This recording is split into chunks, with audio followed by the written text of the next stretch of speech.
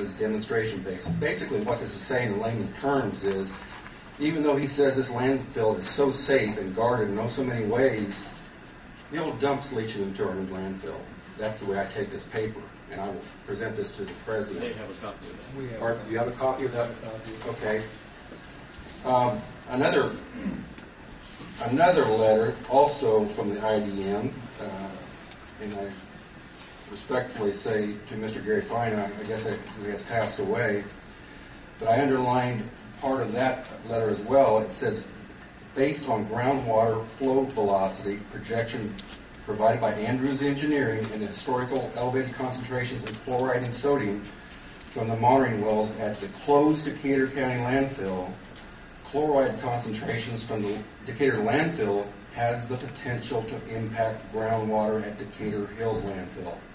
We're not talking just about the new landfill. We've got to solve what the issues of the old landfill are, because apparently the old dump, as he refers to it, is leaching into our new dump. I just want to read a letter, and I'll try to read it as quickly as possible so we don't burden you guys with time. But we moved to Greensburg from Coldwater, Ohio in 1983 after being transferred here by Ralston Green to be a regional sales rep. We had 2 young children at the time, Kevin 4, Eric 2, and my wife Diana 8 months pregnant with Ashley. We were very excited to move in our new home 3.5 miles south of east of Greensburg on State Road 421. Looking back, did everyone else know, including our realtor, that we were moving within a half a mile of Decatur County landfill, which was listed on the EPA inspection report, which I have here, dated 4/28/83, which my wife will give you a copy, as a potential hazardous waste site. I mean, I didn't know that. We came from Ohio, no one told us that. It's a potential hazardous waste site by Inspector James Evans with the Indiana State Board of Health. Actually, on that form I dug out of the archive file of IDM, it was listed as Decatur County Sanitary Landfill. That name was far from what went on there. The report goes on to state the operator, one Gerald Tinsman from Farmland, was the operator. He was quite an operator, all right. Remember that name, Jerry Tinsman from Farmland, right next to the Modoc. The report that you have in your hands went on to say substances included heavy metals, toxic, persistent, oily waste, soluble, flammable, solvents, ignitable, and volatile. Description of potential hazard to environment and population for both groundwater and surface water. This is what we're looking at, folks. When one landfill leaches into another, do you not have the same problems? The report goes on to say that estimated 180,000 gallons were dumped at the site, 45,000 gallons of oily waste, 45,000 gallons of solvents, 90,000 gallons of heavy metals that included tin, lead, zinc, and chromium. Yeah, chromium, the same compound that the movie Aaron Brockovich showed caused cancer to area residents. Where could chromium come from, one might ask? Could it be that it might have come from our Delta faucet that they used in chrome plating all the faucets for the years? That would be my conclusion, and that's a simple one. But that can't be proven tonight. The report goes on to that your reading says population affected, 200. Possible effects through ground or surface water. Number of people affected, 200. Possible effect to aquatic ecosystem of Sand Creek. DNR knows what this means, as well as environmental groups. The press will have a field day on this. They just love to come to Greensburg. Nice straight shot down I-74. What does the old landfill have to do with the Decatur Hills landfill, you ask?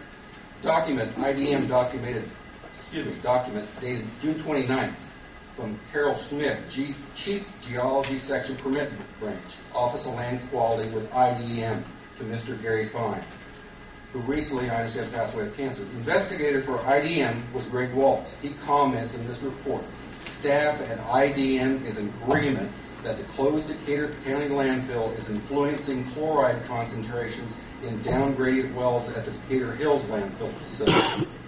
As a layperson, one would say the integrity of the new landfill has been compromised by the toxins of the old landfill.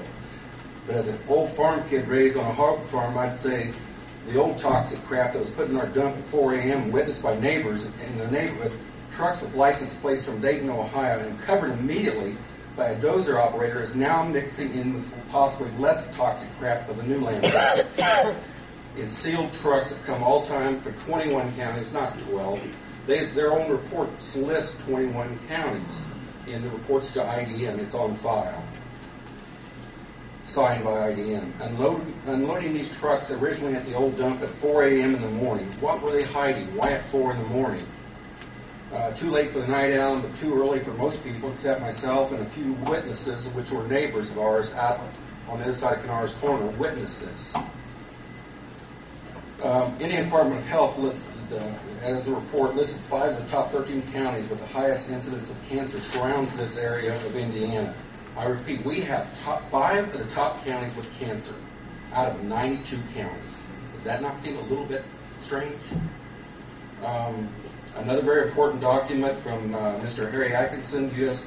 Environmental Protective Protective Agency, reports the potential threat to the aquifer has increased. Barium is now at present at a level of 0.28 to 0.54 milligrams per liter in on-site monitoring wells. Unfortunately, analysis of off-site groundwater conditions is not available to document the release to the groundwater. At this time, my question is, why were we not notified, like when we moved in there? And we're not talking about the new landfill, we're talking about the old landfill is compromising the new landfill. We're talking about both situations. Why were we not notified? The underground water was flowing right at us, right across the road at where we live. The 6 neighbors, we live right there together. The underground water is coming right at us. No one told us. My kids have moved away from home. The effects of the water on them could take many years. I pray that does not happen. My concern is that less than 300 yards from a well that's contaminated, and I'll say where it was contaminated, Norbert Kramer, who stood before this county 15, 20 years ago, calling out for help, and that help was not answered. But 300 yards away, a young family lives today on a well that's at 100 feet, the same well depth of Norbert Kramer, that's contaminated, unfit to drink. That's not right. That is not right. And both are approximately 1/2 a mile from the dump and the old landfill. I'm going to try to wrap this up as fast as I can, guys, but this is very, very important. I have asked the owner of Decatur Hills to fund the testing of 6 to 8 wells surrounding the old dump and the new landfill. Mr. John Bachman, the owner, has not responded to my request at this time.